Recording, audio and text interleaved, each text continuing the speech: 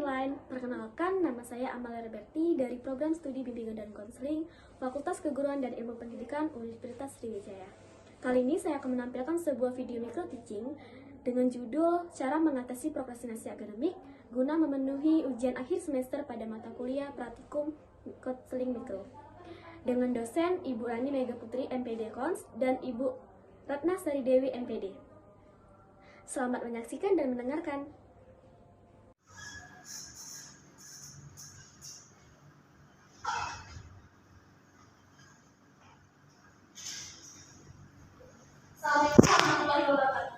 Waalaikumsalam warahmatullahi wabarakatuh. Selamat pagi anak-anak. Pagi Bu. Salam sejahtera bagi kita semua. Hari ini apa kabar kalian? Alhamdulillah baik Bu. Sepertinya kurang semangat. Ibu tahu ketika ibu bertanya apa kabar kalian, kalian harus menjawab dengan alhamdulillah, luar biasa dan Allah Akbar. Paham? Alhamdulillah lagi. Apa kabar kalian? Alhamdulillah luar biasa, Allahu Akbar. Baik, semoga selalu dalam keadaan sehat walafiat. Nah, hari ini siapa yang tidak hadir? Robert. Kenapa dia tidak hadir? Apa alasannya? Sakit. Oke. Sekretaris kelas siapa? Naya Bu. Nanti Naya jangan lupa ya ditulis absensi bukunya. Nanti dilaporkan ke guru piket. Anak-anak, minggu ini adalah minggu kedua Ibu mengajar di kelas kalian, kelas 10 IPS 1. Minggu kemarin Ibu sudah masuk pertama kalinya, dan tentunya kalian sudah mengenal Ibu dan Ibu sudah mengenal kalian. Tapi harap dimaklum jika Ibu belum memahami nama kalian satu-satu. Oke. Hari ini kita akan melanjutkan materi pembelajarannya. Nah, sebelum kita masuk ke pembelajaran, ada baiknya kita berdoa terlebih dahulu. Ketua kelas silakan pimpin. Siapa ketua kelas? Oke, silakan Kak Ari pimpin. Baiknya sebelum kita belajar berdoa terlebih dahulu. Berdoa.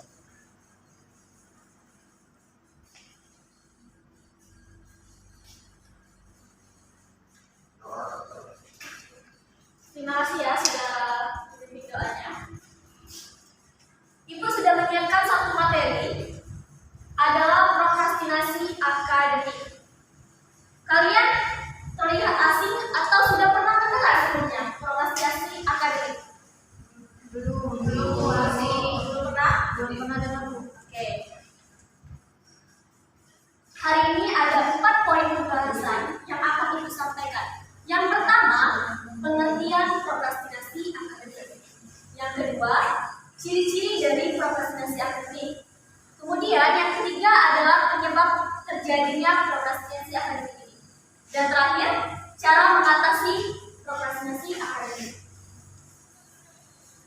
Apa sih itu prokrastinasi akademik? Tadi Ibu sudah bertanya, apakah kalian sudah pernah mendengar sebelumnya? Ternyata belum. Itu artinya, silakan dilihat. Nah, prokrastinasi akademik merupakan kegagalan dalam mengerjakan tugas dalam rangka waktu yang diinginkan. Dan biasanya, prokrastinasi akademik ini adalah ingin mengerjakan di saat-saat waktu terakhir. Atau seperti contohnya, ketika Ibu memberikan tugas kepada kalian, kalian menunda pekerjaan itu atau menunda mengerjakan tugas yang seharusnya sudah menjadi tanggung jawab kalian. Nah, kemudian prokrastinasi akademik ini disebut sebagai suatu perilaku atau kebiasaan yang cenderung mengarah ke hal yang negatif. Tentunya ini tidak baik. Nah, setelah tadi membahas pengertian, sekarang ada ciri-ciri prokrastinasi akademik. Yang pertama, ada penundaan dalam memulai maupun menyelesaikan tugas. Dalam prokrastinasi akademik tentunya akan adanya penundaan atau kalian sering menunda-nunda untuk mengerjakan tugas, sehingga tugas yang diberikan tidak selesai dengan tepat waktu. Yang kedua, ada keterlambatan menyelesaikan tugas. Hal ini adalah hal yang berkaitan. Ketika ada penundaan, maka akan ada keterlambatan, baik dari memulai, menyelesaikan, kemudian dari waktu. Kalian akan terlambat dalam ketiga hal itu. Kemudian ada kesenjangan waktu antara rencana dan kinerja. Kesenjangan waktu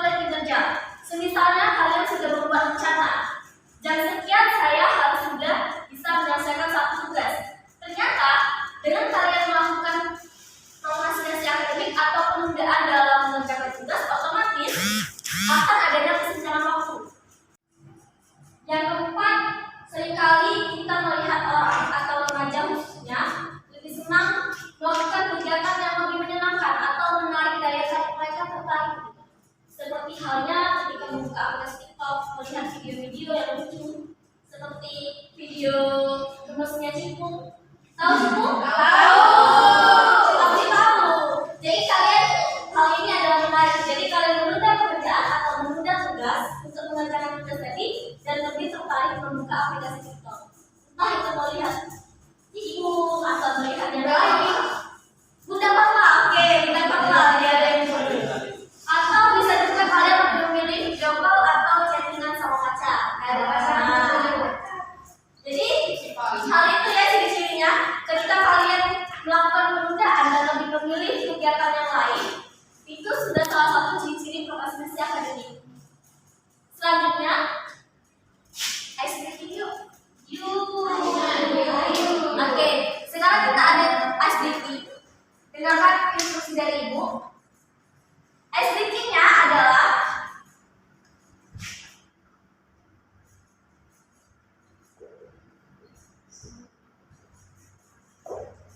semut gajah. Ini adalah juga semut gajah. Ketika ibu bilang semut, bisa nih, ibu tunjuk dia dengan sebutan semut kecil. Dia harus menyebutkan tetap dengan posisi semut yang kecil, namun gerakannya yang besar. Ketika ibu sebut gajah, gajah adalah besar, tapi gerakannya harus kecil. Paham? Ulangi lagi itu kamu. Oke, sekali lagi, ini adalah permainan semut gajah. Ketika ibu bilang semut, kalian harus menjawab dengan kecil, tapi gerakannya besar. Ketika ibu bilang gajah, kalian harus sebut dengan besar, tapi gerakannya kecil. Siapa yang salah? Nanti kita kali hukum. Oke. Ada lagunya. Semut gajah, gajah semut. Oke, sekarang berdiri. Sekarang berdiri sambil bernyanyi. Nanti ibu salah satu tunjuk, kalian harus mengatakan. Paham? Oke. Atau boleh dicontohkan lagi? Paham. Latihan dulu. Oke. Kita mulai. 1, 2, 3. Semut gajah, gajah semut. Gajah. Gajah besar. Oke, ketika dia semut gajah semut, terus ibu bilang lagi nih, gajah besar. Ketika ibu sebut gajah, ketika ibu sebut gajah ini kebalikannya, tapi di gerakannya. Ketika ibu sebut gajah besar, ketika ibu sebut semut kecil. Paham? Paham nih. 1, 2, 3. Semut gajah, gajah semut. Gajah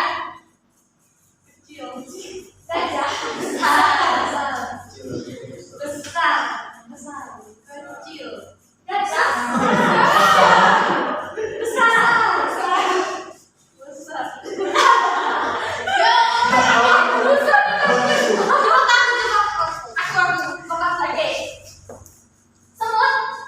kecil, gajah Oke, jadi kalau ibu bilang semut, kalian harus jawab yang kecil dengan gerakan besar. Ketika ibu bilang semut, kalian jawab kecil dengan gerakan besar. Kebalikannya seperti itu. Kalau ibu bilang gajah, kalian bilang besar tapi tangannya kecil. Kita mulai ya. Ini benar-benar mulai. Oke? Dulu. Paham? Ini harus berkonsentrasi. 1, 2, 3. Semut gajah, gajah semut.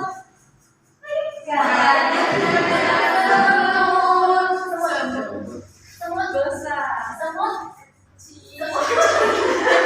Oke, bisa lagi coba. Bisa kalah.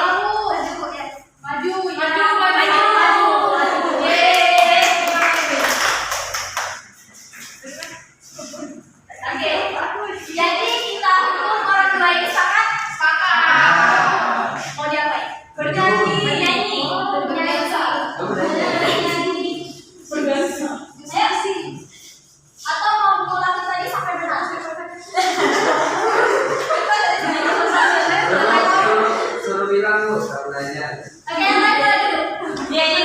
Kasih ibu. Mau diulangi tadi? Sampai benar mereka berdua. Atau nyanyi? Ulang. Oke.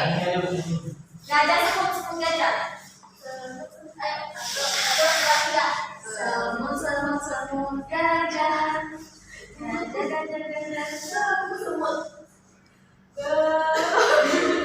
Semut kecil. Oke, benar. Oke, benar.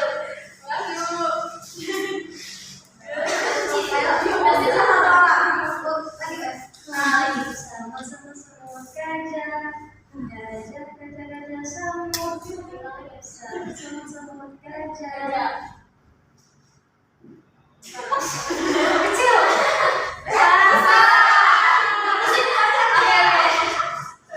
Oke, silakan dulu. Tepuk tangan dulu untuk kita.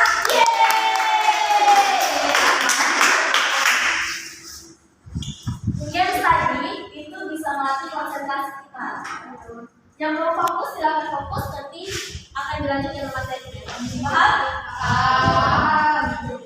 Sudah fokus? Sudah. Selanjutnya faktor penyebab prokrastinasi akademik. Nah, ada yang pertama, buruknya pengelolaan waktu atau tidak bisa mengelola waktu, memanajemen waktu. Jadi hal ini akan menyebabkan kalian tidak tahu dengan waktu kalian. Ada yang main handphone berlebihan, ada yang lebih memilih untuk keluar, bermain sama teman, padahal tugas di rumah sudah menumpuk. Itu buruknya pengelolaan waktu. Jadi kalian harus bisa mengelola waktu. Yang kedua, kesulitan dalam berkonsentrasi. Nah, kesulitan dalam berkonsentrasi ini berkaitan dengan games yang telah ibu mainkan tadi bersama kalian. Kalian sulit dalam berkonsentrasi. Nah, untuk konsentrasi ini sendiri, kalian harus tahu kondisi yang nyaman untuk kalian belajar, untuk kalian mengerjakan tugas. Dalam kondisi seperti apa? Apakah dalam suasana hening? Apakah dalam suasana yang ramai? Atau dalam seperti apa? Kalian harus tahu agar ini tidak menjadi penyebab yang terus-menerus. Karena ini menjadi kesulitan dalam berkonsentrasi sehingga timbulnya prokrastinasi akademik. Yang ketiga, kepercayaan irasional dan ketakutan gagal. Ketakutan gagal ini kalian mempunyai pemikiran yang mungkin dalam sebelum mengerjakan tugas kalian sudah mengalami ketakutan terlebih dahulu. Entah itu tidak mampu dalam menyelesaikan tugas, tidak mampu dalam mengerjakan tugas yang mungkin bagi kalian itu sulit. Padahal itu belum dicoba. Yang keempat, kebosanan terhadap tugas. Siswa atau peserta didik seringkali merasa jenuh atau bosan dalam tugas yang ada. Nah, ketika kita diberikan tugas, kalian merasa bosan. Tugas terus, capek bu. Kita harus terbiasa dengan tugas karena itulah konsekuensi menjadi belajar. Kita harus memahami itu adalah tanggung jawab kita. Jadi jangan sampai kebosanan terhadap tugas terjadi pada kalian. Paham? Sampai sini ada yang mau tanyakan? Tidak ada? Belum ada. Oke. Ibu lanjut. Cara mengatasi prokrastinasi akademik. Ada 5 poin yang telah ibu siapkan. Silakan, Nabila, untuk poin pertama. Baik, untuk poin pertama itu cara mengatasi prokrastinasi akademik. Yang pertama, perhatikan informasi diri dengan membuat jadwal secara teratur dan jadwal belajar, berkonsultasi dengan dosen lain atau konselor dan sebagainya. Yang pertama, membuat jadwal secara teratur. Di rumah, silakan terangkan ya. Di rumah kalian bisa membuat jadwal. Semisal, catat di kertas lembar dari bangun tidur sampai tidur lagi kalian mau ngapain. Dan kalian harus tahu prioritasnya. Semisal, kalian ada janji dengan teman kalian, tetapi tiba-tiba mendadak kalian mendapat tugas yang mungkin waktu pengumpulannya sedikit. Kalian bagaimana? Mengerjakan tugas.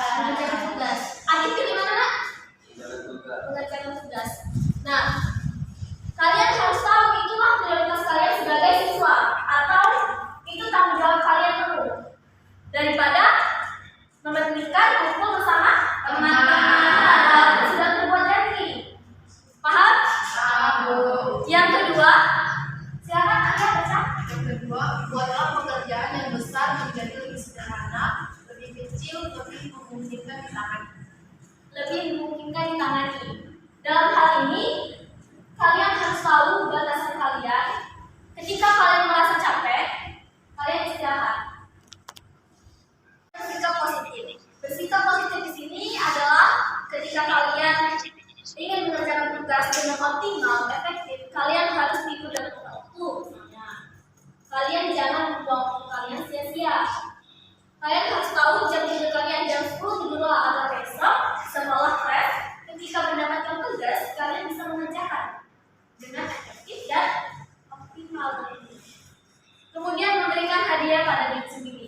Ketika sudah melakukan langkah-langkah atau cara mengatasi prokrastinasi akademik, silahkan berikan hadiah atau penghargaan kepada diri kalian sendiri. Ya. Berupa apapun kalian setelah mengerjakan tugas kalian ingin kumpul bersama teman, kemudian beli coklat atau hal sebagainya atau nonton, boleh. Silahkan. Yang penting adalah hal-hal yang sudah menjadi suatu kebahagiaan bagi diri kalian sendiri. Sampai sini paham? Paham. Oke. Ini adalah slide terakhir dari Ibu. Untuk anak-anak ada yang ingin ditanyakan? Saya Bu, Ya, silakan. ingin bertanya Bu, apa sih Bu dampak dari prokrastinasi akademik ini? Prokrastinasi akademik. Bagus pertanyaannya. Tadi pertanyaan adalah dampak dari prokrastinasi akademik. Prokrastinasi akademik ini adalah suatu perilaku atau kebiasaan yang cenderung ke arah negatif. Tentunya, yang sudah dapat dipastikan ada dua hal yang berdampak pada diri seseorang ataupun pelaku dari prokrastinasi akademik. Yang pertama adalah turunnya prestasi akademik. Karena dia melakukan penundaan terhadap bidang akademiknya, tidak mengerjakan tugas, keterlambatan dalam waktu, terbuangnya waktu, itu adalah suatu hal yang negatif. Sehingga menyebabkan di akhir semester dia mendapatkan nilai ataupun prestasi akademiknya dari 70 menjadi 60, dari 89 menjadi 78. Mungkin itu dilihat dari segi nilai, itu sudah bisa menjadi turun. Ataupun guru sudah bisa menilai bahwa dia sudah mengalami prokrastinasi akademik atau sering menunda mengerjakan tugas. Itu yang pertama. Untuk kedua, kalian akan kehilangan waktu banyak atau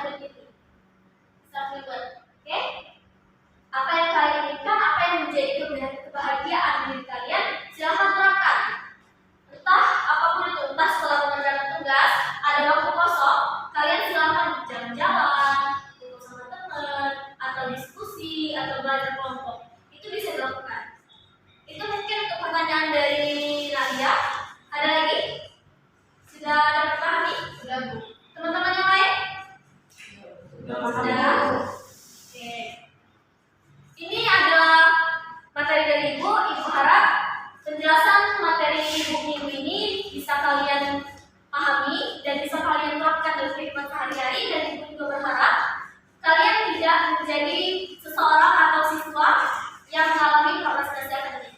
Amin. Oke. Mungkin itu saja. Ibu akhiri.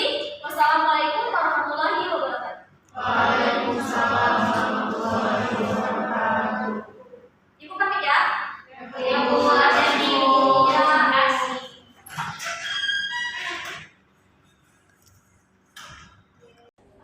Halo, demikian video yang dapat saya sajikan atau saya buat. Mohon maaf atas kekurangan baik dari proses pelaksanaan, kemudian dari editing, dan juga dari fasilitas sarana dan prasarana. Sampai jumpa. Wassalamualaikum warahmatullahi wabarakatuh.